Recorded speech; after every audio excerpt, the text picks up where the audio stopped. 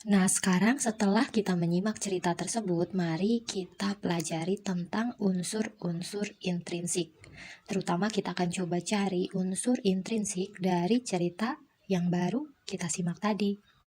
Unsur intrinsik dari suatu cerita diantaranya tema, tokoh, penokohan, latar, alur cerita, dan amanat. Kita mulai dari tema.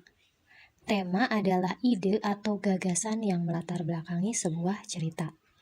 Tema ini jarang dituliskan secara eksplisit oleh pengarangnya.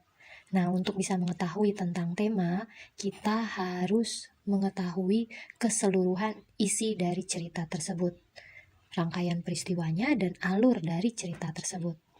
Nah, contoh tema misalnya tema pendidikan, tema persahabatan, tema pengalaman, tema kesehatan, sejarah, lingkungan, dan lain sebagainya. Berikutnya tokoh.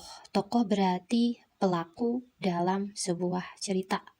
Tokoh terdiri atas satu atau lebih. Nah, berdasarkan pengelompokannya, tokoh dibagi menjadi 3, yaitu tokoh protagonis, tokoh utama, kemudian tokoh antagonis, berarti tokoh penentang dari tokoh utama atau tokoh lawan, dan tokoh tritagonis, yaitu tokoh penengah atau pendukung. Berikutnya penokohan. Penokohan adalah cara pengarang untuk menggambarkan watak atau sifat dari tokoh-tokoh dalam cerita. Berikutnya alur. Alur nama lainnya adalah plot ya. Alur merupakan urutan kejadian atau peristiwa yang membentuk sebuah cerita. Secara umum jalan cerita itu terbagi ke dalam 3 jenis. Yang pertama alur maju, yang kedua alur mundur, dan yang ketiga alur campuran. Apa sih maksudnya? Alur maju berarti alur yang susunan ceritanya itu runtut, mulai dari awal waktu sampai ke waktu-waktu berikutnya. Mulai dari pengenalan, peristiwa, konflik, hingga penyelesaian. Sedangkan alur mundur, alur yang mulai dari peristiwa terakhir, lalu mundur ke peristiwa awal atau peristiwa masa lalu. Jadi alur mundur biasanya digunakan untuk menceritakan kilas balik peristiwa masa lalu. Nah, yang ketiga alur campuran. Alur ini merupakan alur gabungan dari alur maju dan alur mundur.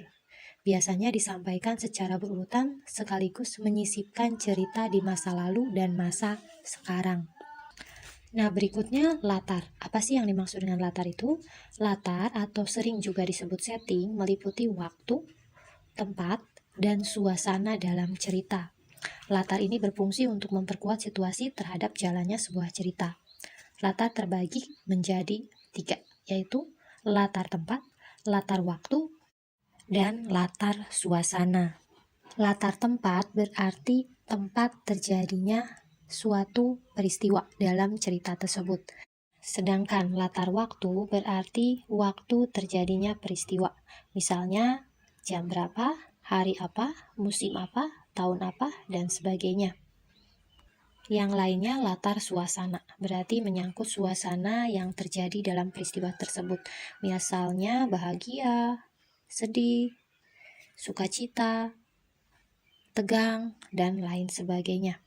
Nah, yang terakhir adalah amanat.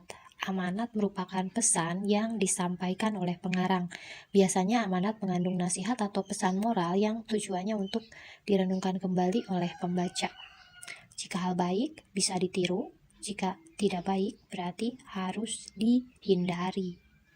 Nah, sekarang mari kita cari unsur intrinsik dari cerita Kelinci Kecil dan Burung Pipit. Nah, kita lihat dari judulnya dulu. Berarti judulnya adalah Kelinci Kecil dan Burung Pipit. Nah, berikutnya tema. Tema ini mengenai tentang apa cerita tersebut.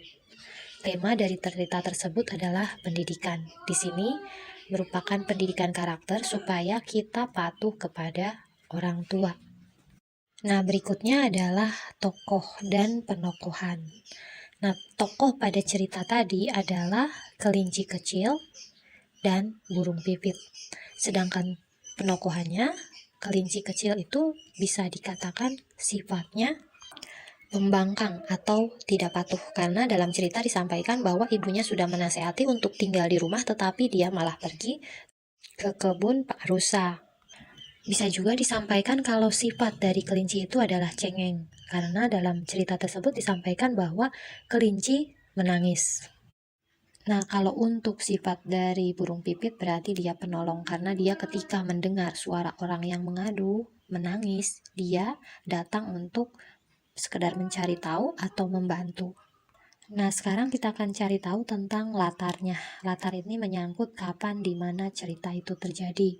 Nah, di sana disampaikan ceritanya adalah di kebun Pak Rusa. Jadi untuk latar tempat adalah di kebun Pak Rusa. Nah, untuk latar suasananya berarti menyedihkan. Untuk latar waktu di sini tidak terlihat waktunya. Jadi, tidak bisa kita tentukan langsung waktunya kapan, karena tidak terlihat apakah siang atau pagi atau kapan. Nah, untuk alurnya, cerita ini termasuk alur maju karena menceritakan secara runtut dari awal sampai akhir.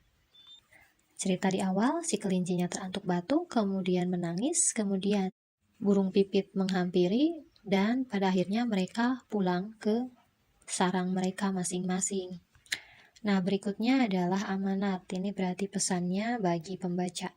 Pesan atau amanat dari cerita tadi adalah kita harus patuh kepada orang tua. Nah, selain pada orang tua, kita juga harus patuh kepada pemerintah. Karena di sini disampaikan bahwa Raja Hutan juga memerintahkan hal yang sama. Berarti kita sebenarnya harus patuh kepada aturan dari pemerintah, kepada undang-undang. Pesan yang lainnya, kita tidak boleh mencuri. Kita harus saling menolong. Kita harus meminta maaf ketika kita melakukan kesalahan. Kita juga harus memperhatikan kesehatan dan keselamatan kita masing-masing. Nah, demikian pembahasan kita tentang unsur-unsur intrinsik cerita, terutama dari cerita kelinci kecil dan burung pipit. Sampai di sini dulu pembahasan kita tentang unsur-unsur intrinsik. Mudah-mudahan bisa dipahami ya. Dadah, sampai jumpa lagi.